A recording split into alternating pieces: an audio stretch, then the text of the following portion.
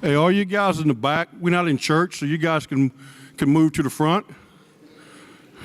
Because now I'm gonna call on you if you're in the back. Now I'm gonna let you know right straight. I'm gonna call right on. I'm gonna say the man with the red hoodie.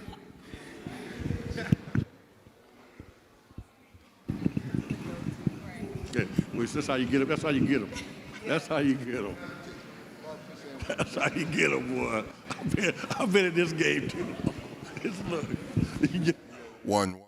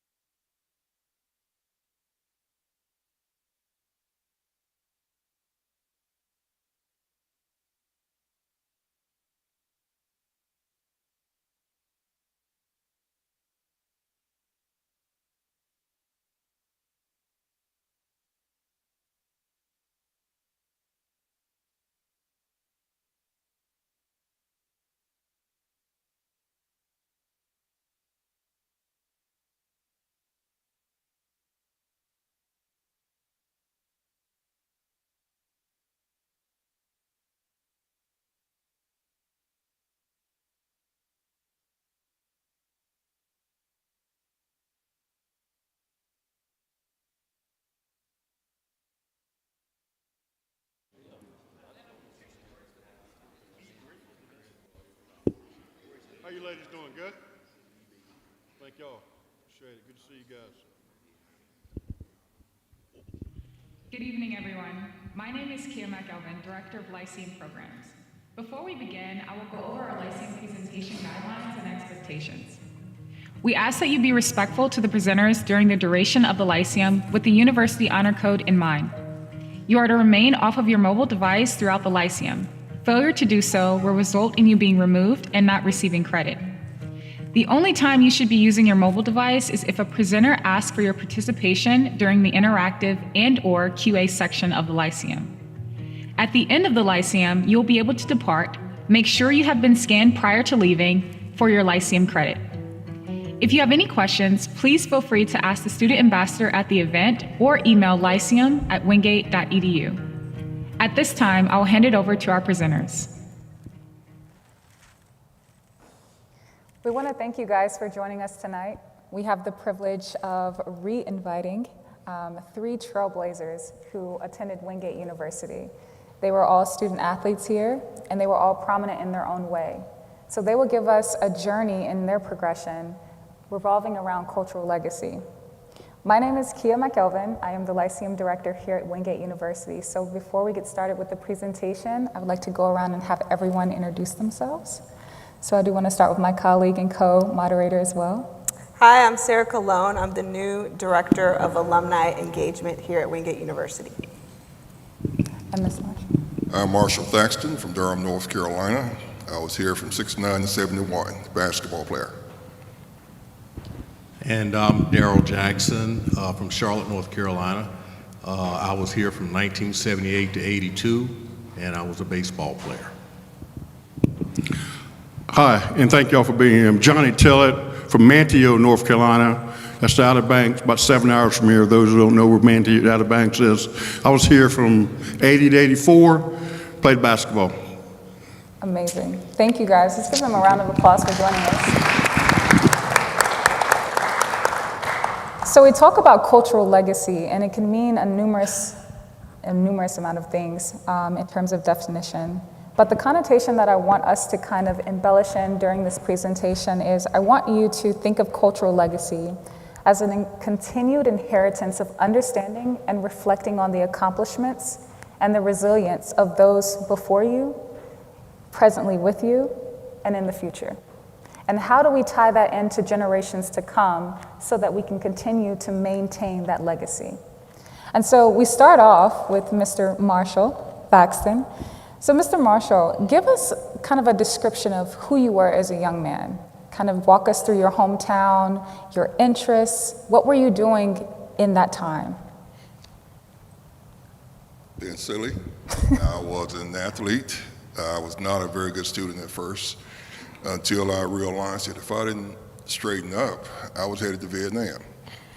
My junior year, I did have some issues, and once I was admitted back into school, I participated in track, was a condition to get back into school, and from that point on, I decided my best effort in terms of sports to get a scholarship, potential scholarship, was basketball.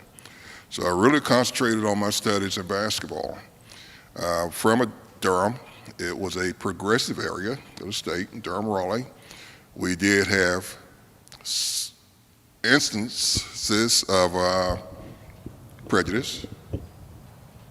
Again, we were a much more progressive area, and again, my family had several businesses, so I was somewhat self-reliant in terms of my family growth and seeing them develop as different business people. We had, we were getting into the black politics at that time. Integration had started probably 4 years prior to me finishing high school. My cousins were some of the first people to integrate the schools in Durham City, Durham County. Based on where I lived, I had a mixed neighborhood. So I was very well aware and very used to people of different races being around me at that time. So I didn't suffer culture shock once I did go to the predominantly white junior high school and or the white high school. I assimilated in rather easily. And I didn't see a significant change until I first came here in the fall of '69. So tell us, like the fall of '69, right? Now you are coming out of the civil rights movement in 1968. There's a numerous amount of incidents that happened throughout that time. We have the assassination of John F. Kennedy, we have the assassination of MLK, and then Malcolm X. You mentioned you were self-reliant. You came from a family who owned your own business. How did all those things cultivate you to be able to take this journey at Wingate University as a student of color at a predominantly white institution? I think the biggest part was I didn't have a fear of being here. My only fear was not graduating and not achieving like I wanted to achieve as a student. I was not going to be intimidated by any walking man. I heard incidents of what was going on in this particular area long before I got here. And I was very aware of the history of this 74 corridor from Charlotte all the way around through Southern Pines area in regards to the treatment of blacks. It was well documented that this was not what you would call a very progressive area of the state. So, Mr. Darryl, now we're shifting from the late 60s, early 70s into the 80s, right? And so you're coming in late 70s, early 80s? So that's like an 8-year difference, so to speak, from that of Mr. Thaxton. So he talks about progressive and he talks about the environment here being not so progressive. When you came onto campus and judging from your childhood, what differences did you see from when you grew up to when you came here? Well, kind of like what Marshall said, I really not intimidated by anything other than trying to do well and to get a good education. I can tell you my story regarding getting here is, and I remember it to this day, pitching a baseball game. I went to West Charlotte High School and we were playing West Mecklenburg High School in Charlotte. And at the time, Wingate's assistant coach, which I think was Bob Sellers, was there. And he was looking at, some local Charlotte players and approached me about potentially attending Wingate. And primarily, that was my primary decision to come to Wingate to play baseball because of his interest. And I eventually got a partial scholarship to be here and play. So I played all 4 years. And just being here was, I got along fine with all of my classmates, and we had a good time playing baseball. And of course, if any of you that are aware about baseball demographics, there's not a lot of African Americans, even to this day, that play baseball, unlike basketball and football. So, but from a cultural standpoint, that's what I knew. My father played baseball in high school. He was a big fan of the Brooklyn Dodgers. Some of you probably don't know who they are, but they moved to Los Angeles and became the Los Angeles Dodgers, and to this day, I'm a fan of the Los Angeles Dodgers. But because of that, I had a love for baseball. I did play basketball in high school as well at West Charlotte, but baseball was my first love. And so I came here to do that, and it was a great experience. And as a matter of fact, Coach Nash, who was here, he was our assistant coach at the time, and Coach Christopher was the coach. I can remember, and this became a little bit of an adversity for me personally, being asked by Coach Christopher one day in practice if I wanted to play pro ball, because I was having a pretty good year my senior year as a closer for Wingate, pitcher. And when that didn't happen, that became a rude awakening for me with the dream of trying to play or wanting to play professional baseball. So, but being here at Wingate was a great experience, and I'll never forget it, and certainly it has shaped my life tremendously.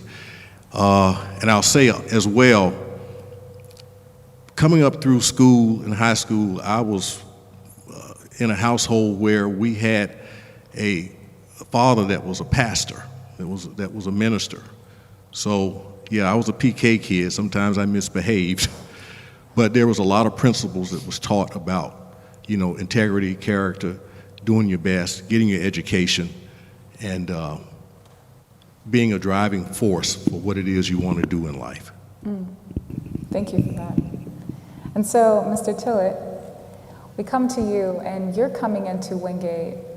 You graduated from Wingate in '84, right? So you're coming in 1980, right around. And so now you're seeing a difference, a change, and you're starting to see Wingate progress. Take us through that journey as a young man who's growing up in your hometown in the Outer Banks, now shifting over to Wingate University. How was it like for you? I think for me was there was a gentleman here named Andre McLeod. I played against him in high school, and he told me about Wingate. Where I grew up, it was 7 hours from here. Like most students, we want to get away from home. I was trying to get far away from home. And so I came up here for a visit, and my parents, we just fell in love with the campus. I did not see a lot of people look like me, but the professors that I met, just the general staff was amazing. And I liked it. And I had choices to go to several other universities, HBCUs, whatever. But I loved Wingate because I loved the people. And I think, so that was mine. And I wanted to play basketball. And the coach that we had was bringing in a whole new crew. And I was a part of that crew. I wasn't in the top 5, but I was a sixth player. And eventually my goal, I'm real competitive, I wanted to start. Yeah. And I felt like I could start. And I busted my rear end to get that journey. And the kid that I beat out, he left, went to another school, which is, we hate to see him leave, but I got that starting position. But it's just hard work. And I stayed in the weight room. I couldn't shoot, but I could rebound. And that was my journey here. I just loved the university. And by that time, it started growing, Marshall had and Darryl, it was not many people that looked like me. But the people here made me feel welcome. And my roommate was from Charlotte, so I got a chance to experience. But being on Outer Banks, I don't know if you ever been to Outer Banks, it's a whole different journey down there versus up here in this area, but it paid off in the long run. So that was kind of my journey. Definitely. So we go back to you, Mr. Marshall. You talk about, what sticks out to me is the self-reliant piece. Being on campus now, young African-American male, you're dominant in basketball, right? 2-time all-conference. You're dominant. You got a name for yourself. Don't try to be humble. But as that is happening and as you're growing within yourself, what aspects of Wingate helped you to form yourself and in your manhood? Was it the professors? Was it a mentor on campus? What were the key essentials at this campus that helped you become resilient? They instilled in me a desire to try to excel. I know I wasn't the most gifted academic person or the most gifted athletic person, but I was willing to compete. And once I got here and I was around the instructors, I was around the coaching staff, some of the other students, Bill Nash, guys here were very decent people on this campus. I wanted to compete and to be like everybody else, be competent. I wanted to prepare myself for what happens after I leave Wingate. My journey took me from Wingate to UNCC on the next scholarship for 2 years. After that, I finished UNCC on time, and I went on to back to Durham, and I taught high school for 1 year. And after that, I joined the public safety program, and I was a police officer until I retired in '99. Competition and being willing to learn have been things that I think may have peaked while I was here at Wingate, because that's how I saw I was able to compete intellectually, socially, you name it. I was not afraid to try. Once I got here, one of the most depressing things and the difference of where I grew up, coming to this area, was the attitude of a lot of the people, African Americans, in this general area. It was so few who saw beyond the next day. They didn't see. And that's the one thing I will tell any kid. Project yourself and look toward the future. How do you prepare? What do you have to do? But you need to move forward. That's a key piece, progression. That's a key piece, progression, and also having insight, right? So when you look out into the crowd and you look at each student, regardless of skin tone, regardless of color, and you see your younger self in each one of those faces, what would you tell them when it comes to persevering over adversity? What would you give them? I would simply say compete, prepare yourself, take advantage of the situation and the opportunities that come your way. You never know when that blessed opportunity is going to come. But if you don't compete in the classroom, in your selective sport, give it your all. Be the best you can be. You strive. You try to move forward.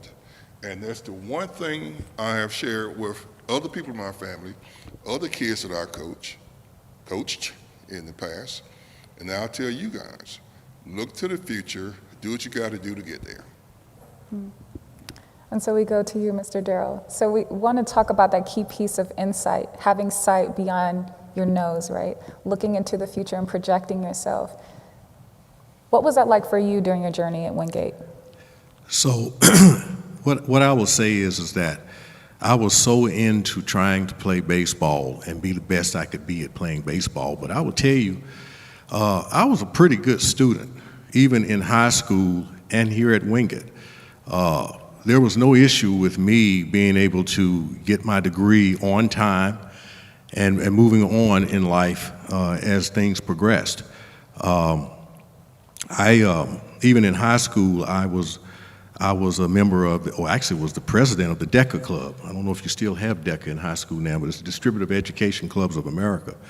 And actually was a district officer in Charlotte as well. So I always was in tune to understanding that it wasn't just about playing sports, playing baseball, but that if I didn't get an education, which Wingate allowed me to be able to do through my baseball talent, because look, it's one thing to dream about playing pro sports or, whether it's basketball, football, baseball, but the reality is that the percentage is very, very low, very, very low. So you have to prepare yourself and understand that after college, do you recognize what your realities are? Are you going to be ready for the actual reality of the real world? And so, as I like to say, reading, writing, and excuse my English, arithmetic, okay? The 3 R's, right, of learning, really comes into focus after you graduate. But it's not the only thing that's going to get you success, because you have to recognize the reality of your situation when you leave. You have to be resourceful, right? Meaning that you are very, very in tune to what you need to do, the people you need to be in contact with, networking to be able to make things work for you after you leave your school here, and the education that you're getting. What are you going to do with that when you are now facing adversity when it comes to the real world? That's a powerful statement. Mr. Tillett, to add, with your experience, what was your focus? What did you see beyond yourself? What was your trajectory when you were thinking, here are my years at Wingate, here are my 4 years, they're grand, I'm enjoying myself, graduation is right around the corner, I gotta get my life right. What is going through your mind? So when I came to Wingate, That's kind of a twofold question.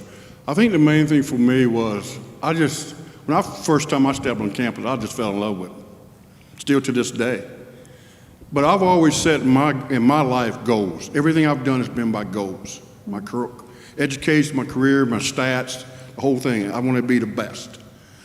And I want to be the best student. I wasn't the best student, per se, but I managed to do pretty good. I mean, I made the Dean's List several times. I mean, I did pretty well. And I was a pretty good basketball player. And and my goal eventually, I wanted to be right where I am today. I wanted to get my degree. I wanted to get a good job. I wanted to sit on the board of trustees at Wingate. I wanted to be able to call the shots here at Wingate. I mean, that was me. That was just me. I dreamed about that because they took a chance on me in 1980. They could have took a chance with any other student. They gave me a scholarship to come here and play basketball. And now I get to play it back. And that's why I come down here today and talk to students. I sit on the board of trustees because I want to be here. That's how much I love this university. And it's paying off. It's helped me in my career because I meet a lot of people through Wingate University. And whatever you guys do when you graduate, I guarantee you, your path will cross. I've traveled all over, and I run into somebody that knows Wingate University. And that's what it's all about. You want to pay it forward. And that's what I've always tried to do in my career, in my life. Definitely appreciate that. So we've now went through the progressionary period, right? We learned about being self-reliant and reflective. We learned about diligency, right? Understanding what our purpose is and how we enact. And then we learned how to implement that to make it make sense for our own personal journey. So I'm going to hand it off to my co-moderator, colleague, Ms. Sarah, to kind of dive a little deeper into the life after Wingate, how that impact of your journey through Wingate has shaped you into the man that you are today. Yeah, and this is for all three of you, but I'm just curious of how you decided on a career. Like, what were the steps that you took? Because there's a lot of folks in here who will get to graduation and they're going to be looking for jobs and trying to think of what the next step is for them. You guys were looking at jobs when there was no social media, no internet, the different time. So how did you go about that, and how did you decide what you really wanted to do? I'll tee it up. Yeah, it was somewhat easy. In the neighborhood I lived in, we had police officers that routinely stopped in front of our house under those big shade trees. Night and day, they would be there, and most of them were congenial people, white and black. There was one incident where a non-African American told me to tell my mammy to send him something cold to drink. That didn't sit well with me, and the thing sure didn't sit well with my dad. There was an incident behind that, and because of the other officers who were very civil, who had been at that house on that street, had come in to use the facilities, come in and eat. I think at that point, it sort of sparked an interest in me to be a police officer to correct that gentleman's attitude. The other aspect of my life that I wanted to do was probably go into religion. The key people in my life as a young man were my school teachers, the principal, and the preachers. The two or three that were at our family church, I grew up with them. They were older people, but I saw these men almost daily, certainly weekly. And I wanted to emulate these guys. They were all very respected, very decent people, and they were progressive. They talked in terms of acquiring, education, and standing up for yourself. They were my early people that advocated the change in social structure in Durham. I saw this, and I wanted to be part of it. And by the time I finished, I was in college, I had pretty much decided either I'm going to be a preacher or a policeman, and sometimes both. But I did realize maybe I better let the preaching side get away from it for a while and deal strictly with the police side. And that ultimately is what I did. So for me, like I said, it's been 40 years. There was one other thing I said I would do when I was at Wingate. I said, I will be a coach. So I did teach school, and I coached. And I coached basketball at the same high school that I had attended, and I went across town to the rival school, Hillside High School, and I also coached there. So collectively, I probably coached in Durham about 18 years. Yeah, so for me, leaving Wingate, and of course, a lot has changed over the years since I graduated. Personally, a lot has changed. My belly, my my hairline, my waistline. But no, seriously. I can remember to this day leaving Wingate thinking that Coach Nash, that I was going to get drafted.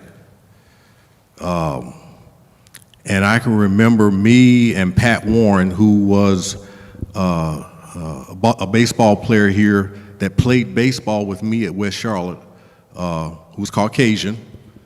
We were good friends, even in high school and even down here to Wingate. Him coming over to my house because we both kind of thought maybe there was going to be an opportunity to play pro baseball. And of course, unlike basketball and football, you kind of go through the minor leagues, right, to try to get to the major leagues. And so we thought maybe that was going to happen. So he was over at my house during the 3 days that the draft was going on in June, and that no phone call. And so that became my reality.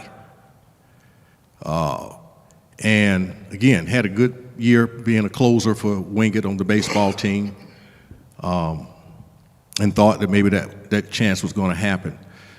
I really didn't know what I was going to do after college. I graduated with a human services degree here with a minor concentration in business.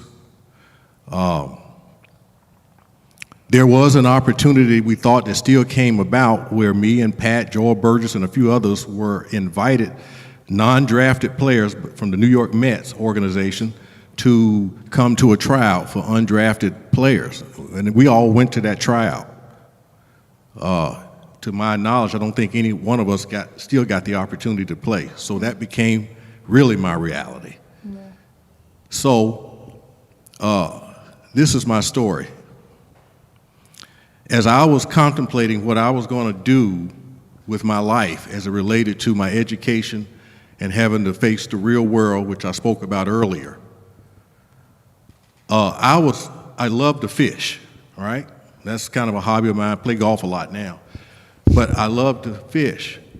And at that time, I wasn't playing golf, so I fished a lot. I was actually up at Lake Norman in Charlotte, right outside Charlotte, fishing when I met a sales manager for the local Ford dealership in Charlotte. And he asked me, what is a young man like you on a hot summer day doing on the fishing bank?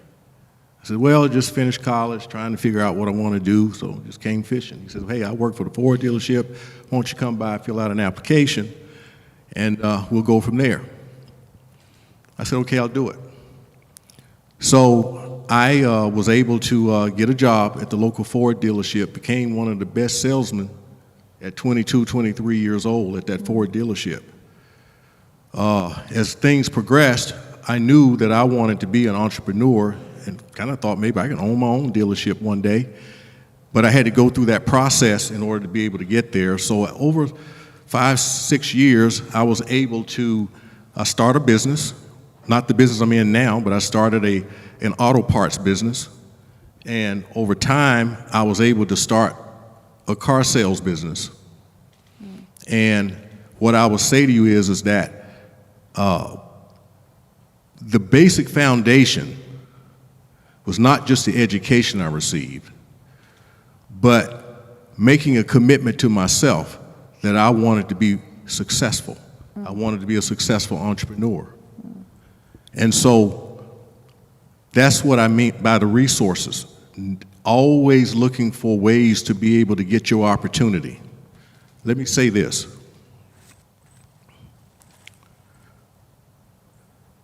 Education and your raw talent that God gave you does not necessarily guarantee success. You have to earn it. You have to want it. And so okay, so I'm talking too much. And so I'll end it saying, my journey over the years has been being committed to being the best that I can be, and doing that with a lot of respect for others and trying to maintain integrity in everything that you do so that you are looked upon as being different. And that's where your opportunities come from. You have to knock on the doors to get them. Just don't expect because you've got raw talent and you've got a degree coming out of here that it's just going to happen for you.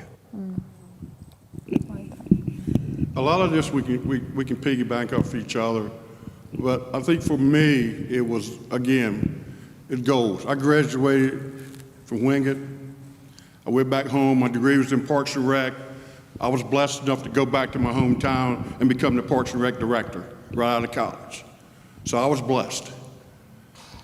Did that for 12 years, then wanted to do something else different. My next journey was I wanted to work with young men that were in trouble. So I went in the prison system for 10 years, and I worked with those guys. And then I wanted to do something after that, because everything I've done in my life has kind of been 10 years. Because I get bored easy. And so that was my journey. So when I left that, I was either going to be a lobbyist or I was going to go into real estate. And I'm glad I chose being a lobbyist, because I'm very blessed to be one of the top lobbyists in the state of North Carolina. It changed my career, it changed my life, what I do, because I've met so many people, I get to do so many things. But so I went from a Parks and Rec degree, as like Darryl was saying earlier, to my goal was to finally get where I wanted to be in life financially, where I can take care of my family, be able to get back to my university and all my other charities that I do. But I made those choices from hard work. And it all started in high school, Wingate, to where I am today. So that is my message, is just to keep striving for what you want, work hard, be respectful. Be respectful. Because we all talk about Dean Nash a lot, and we're not just blowing his head because he's in here, but Dean Nash has been here forever. But we all had a journey with Dean Nash. And I've done a lot of what you guys are probably doing now. And again, as we talk about different things in our life and what we've done at Wingate, I kind of done some things at Wingate. Proud of some of them I'm not. But I had somebody like Dean Nash, Beth Lawrence, I remember Miss Christopher. Those are people that I had. The lady at the bookstore's named after, Cindy Jordan. She was like a mother to us. As an Afro-American student at Wingate, we all went to Cindy. And so those are the people that we kind of look up to help us in our careers, in our lives, to get through this journey. You guys have opportunities here at Wingate. There's so many other I've got a chance to watch you grow. And that's why I want you guys, that's why we're here today. So you guys can see where we have come from and where we are today. Because you guys, ladies, will get there. Mm-hmm. So it sounds like you had a lot of career pivots, as most people do. I think young people may not realize that, but as you're going through your career, oftentimes we have many career pivots. Careers aren't linear. So that seemed to be a reoccurring theme. But one thing I wanted to touch on with you, Johnny, because I heard you say that you dreamed about being a trustee? Now, I don't know if you meant that, if that was literal or not, but what was the reason that you wanted to be a trustee, and why is it important to have a seat at the table? I think it all started back when I first came to Wingate. That was, again, in 1980. When I walked around the camp, we didn't have the BSU, and it was I had basketball, and then we had our little network of people of color where we kind of hung together. We didn't really branch out. It wasn't a lot of things to do for us here at Wingate. I was blessed because I played ball, so I had my teammates. And then I had the girls. So, all due respect. But, so I mean, that was just for me, that for me was a great opportunity. I'm just keeping it real because I'm a real person. But I wanted to, as I saw how the trustees maneuvered and how things got done, and I started, as older I've got and learning more, I kept wondering why are we not at the table? And I just happened to be asked the question. First we need to give. We need to get back to the university. I didn't give. I always got that letter in the mail, but I just look at it, oh, it's from Wingate, throw it away. But after a while, I realized that letter means something, because somebody put something in the kitty for me to be here on a scholarship. The same way with these guys. So that's when I said, oh, wait a minute, time out. And I called and said, how can I get involved with Wingate? And I started out on the Board of Visitors, and Dr. McGee moved me up to the Board of Trustees, and I've been there through President Brown. I've been there ever since. And I give back. So I put my money where my mouth is, because I care about the university. So that's why, but if you're not at the table, you might be on the menu. And so I wanted to be at the table. And I am definitely at the table now. As I'm sitting here on this stage, I'm sitting there looking at the president back there in the back. I'm at the table. Yeah.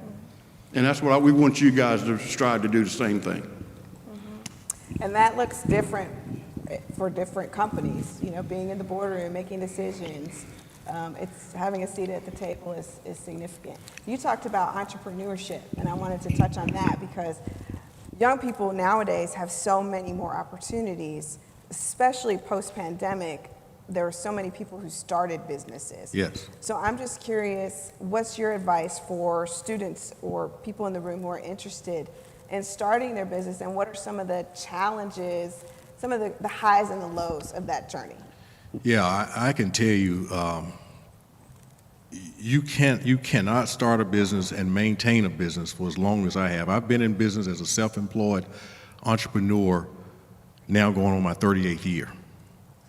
4 years out of Wingate, I started my first business, and I haven't worked for anyone since. Now, being an African American at that age, trying to start a business and maintaining a business during that time, back in the 80s, was very, very difficult. But, set a plan, wrote a business plan, set my goals for what I needed to do, and, marketed myself, and back then you didn't have social media and digital marketing and all the things that we have available today. It was like print media and stuff like that you had to deal with in order to be able to expand and grow your business and let people know what you do. I will say this, excellence and talent, education, right, comes in all different colors, shapes, forms, races, creed, gender, socioeconomic status. There's talent in education and talent all across the board.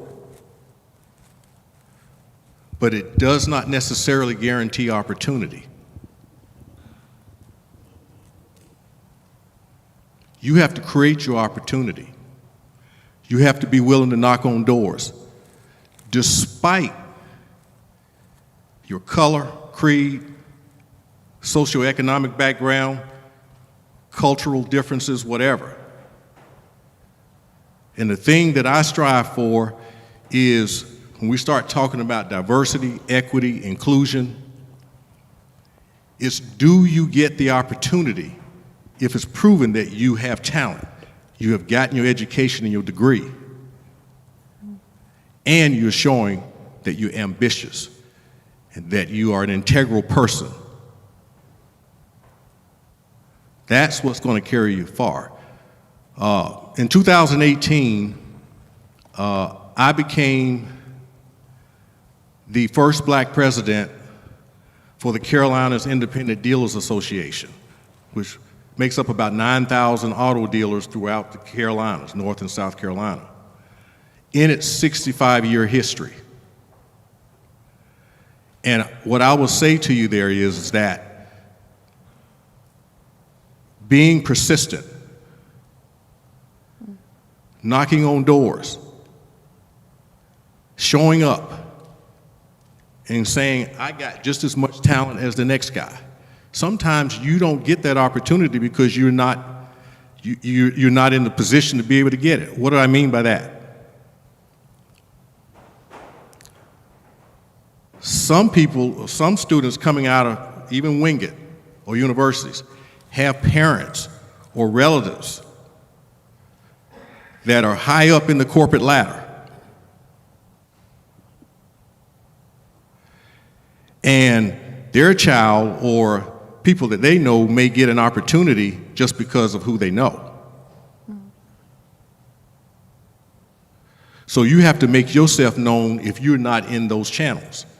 If you came up poor or in a neighborhood where, you really had to work for things, you're just average working class citizen, you have to be able to show up, have confidence in yourself. Hey, I got my degree from Wingate University, I've got talent, and I've got drive and ambition. That's what gets you there and keeps you there. Mm-hmm. You also talked about those serendipitous moments too, right? With the man saw you were fishing. So staying open to those moments. Correct. As well is important. Always be about doing something. Sitting down doing nothing gets you nowhere. Marshall, it kind of ties into what he was talking about, ties into what I wanted to ask you, which was, you mentioned in one of your stories that when you were growing up, a lot of people had a different mindset than you. They had these sort of limiting beliefs about what was possible. How would you advise folks in the room when it comes to mindset? How do you stay open to that mindset of anything is really possible? There is no limit in 2023 for a person, regardless of race, creed, and color. Back when I was growing up, again, in the 50s and 60s, the world was totally different. Your expectation in life was not to achieve, to have a 4-bedroom house with 3 bathrooms upstairs and 1 downstairs and a 2-car garage. That was not life for most African Americans back then. Opportunities come. Be true to yourself, be true to your craft, prepare yourself to take advantage of what comes your way. When I came here and when I left here, no matter where I went and I said I'm a Wingate grad, people paid attention. Because at that time, Wingate was one of the top junior colleges in the country. I had no issue with people belittling Wingate because it just didn't happen. And when I put my name on anything and put Wingate University on it, he knew that this man is capable of doing something. Now, I chose to stay in municipal government in Durham. I enjoyed it. I have seen many a smart guy fail. I've seen many a dummy succeed. And like he said, it doesn't matter how you get there. The point is, be prepared to get there. You can't get there if you sit on your butt and do nothing. Figure out what you want to go, figure out where you're headed, go where you want to go, do what you want to do, because the world now is open to you and for you. Again, the limitations that when I was growing up aren't there anymore.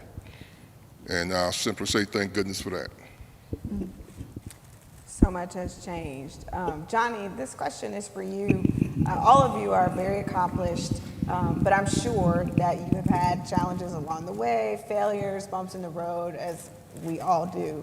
Is there anything that stands out, a challenge or a failure that you had throughout your career, or maybe it was your personal life, and how did you overcome that? Again, I was very blessed. I had great parents.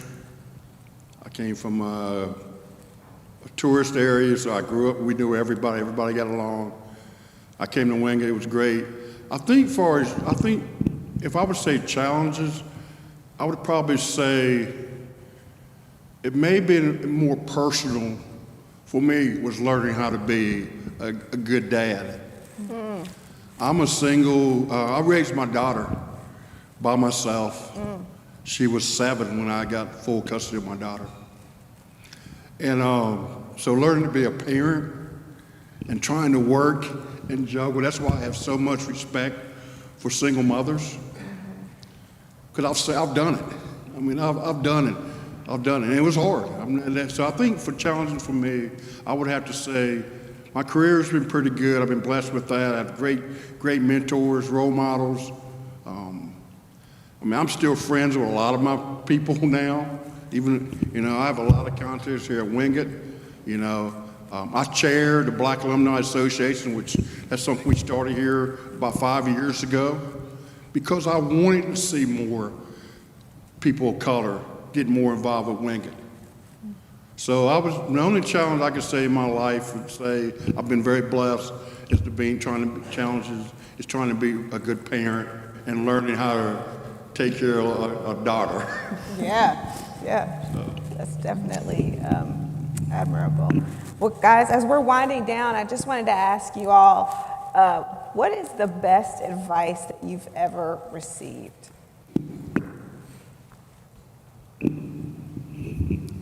Go to college. Prepare. Go to college. Once you go to college, it opens doors that you normally, if you don't go, you won't get. Be prepared to take advantage of your opportunities. That's what college is about. This may seem a little strange and funny, but I'm going to say it. The best advice I've ever been given, I was in the 7th grade, and it really wasn't advice, but it was a learning lesson. But I will say that what I learned was that I needed to do and respect instructions from those who are older than I am, namely your parents, and those who can guide you and lead you along the way. If you don't mind, if I could just tell this quick story where that comes from. Johnny said it's not going to be quick. I promise I'll be quick. Playing basketball in junior high school, I made the team. At that time, 7th, 8th, and 9th was junior high school. It wasn't middle school, right? It was junior high. I made the team as a 7th grader in basketball. Very proud of that. But we had chores at home that our parents made us do. And they were very strict. If you didn't do your chores, you didn't get to do anything else that you like to do. I didn't wash the dishes, okay, when I was on wash dish detail at home. My dad used to have a saying. My mother would talk about having a dishwasher, an automatic dishwasher, and he would say, why we need one? We've got 3 here already, meaning they're kids. And so we had chores that we had to deal with. My dad was a strict disciplinarian. And he made me go back the next day, tell Coach Lauder, I remember him to this day, that I wasn't going to be able to play basketball that season for missing my chore of playing, not washing the dishes. That has resonated in my mind, and that's been almost 50 years ago. to obey instruction, be respectful of those who are seeing after you. And so that would be the best advice I would have, because I had to sit through that whole year watching basketball when I was supposed to be sitting there on the bench playing basketball. I'll keep it real short. Mine is integrity. Integrity is I live my whole life through that. Trustworthy and being very respectful. Those will get you anywhere. If people respect you, most of the time they can really take heed to what you're saying. And so that's what I kind of stick by. Well, gentlemen, thank you so much for this conversation. It's been really eye-opening and interesting and insightful. I wanted to give the audience time to ask some questions as well. So if anybody has a question, they are happy to answer it. Anybody have any questions? If not, we're gonna call on you guys. Yeah. I'm definitely gonna get the guy with the red hoodie. I see that right there. I'm coming for him.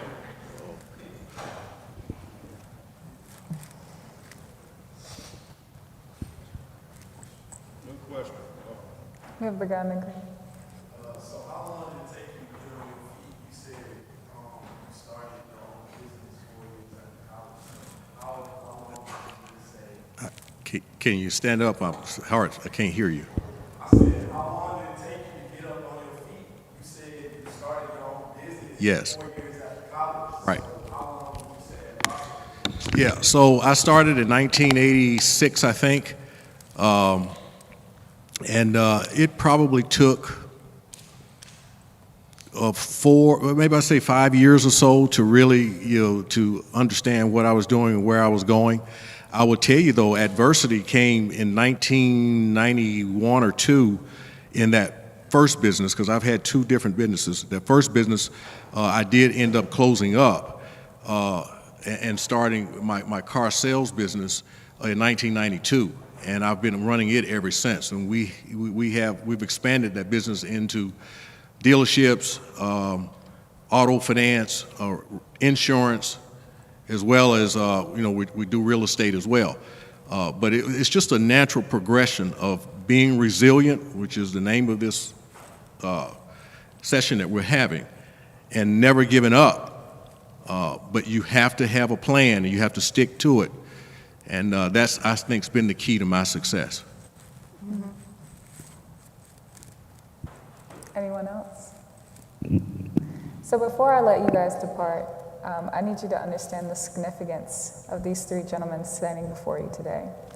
As youth, sometimes you can't see past your nose. Sometimes you can't see how significant certain changes or progressions are in your life. Right now, you're having fun. Right now, life seems bliss, right? It's not until your senior year that you're freaking out, whether it's your Lyceum credit, whether it's finishing up your degree, or whether it's finding a job. But when you leave this room tonight, I want you to reflect on what does cultural legacy mean to you. And every day that you wake up, and every day that you play on the court, play on the field, walk into class, think about what your future is. What is it that you're going to leave behind as a marker to tell the next generation to pick up that torch and continue being resilient?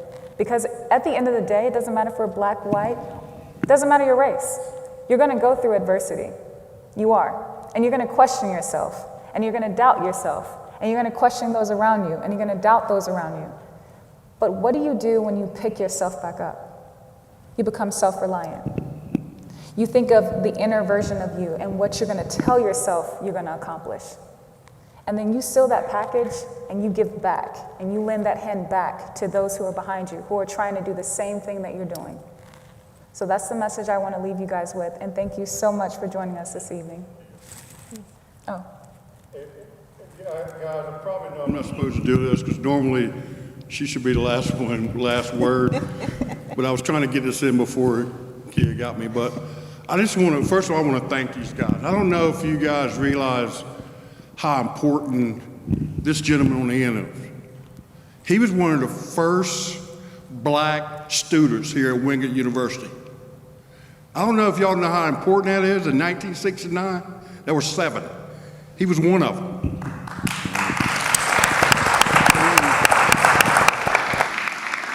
As far as all my friends and the basketball players down there, first black basketball scholarship player at Wingate University. I mean, that's a big deal. And I just wanted you guys to see how important that is. I am so proud of you guys. On the basketball team coach, thank you guys. Everybody in here, I'm a basketball player, of course, so, you guys, I see you guys a lot. But for everybody that's here, for taking time out of your day, is any football players here? I want to know that. For the football players, thank you. Any women basketball players, I'm calling you guys out because they're at practice. Okay, tennis, soccer. I love this school, as y'all can see that. I love the athletics. I love drama, band, whatever we have in here. We're here for you guys. This is just a start. So we're here. If you need us, we're here. These ladies right here, they're amazing. You got a great president. I mean, so I'm a cheerleader. I am a cheerleader for Wingate University. I just want y'all to know that. And you guys, I am so proud. Thank y'all for sitting on the front row. Thank y'all. Well, we're honored to have you. Thank you so much all for joining us tonight. Thank you.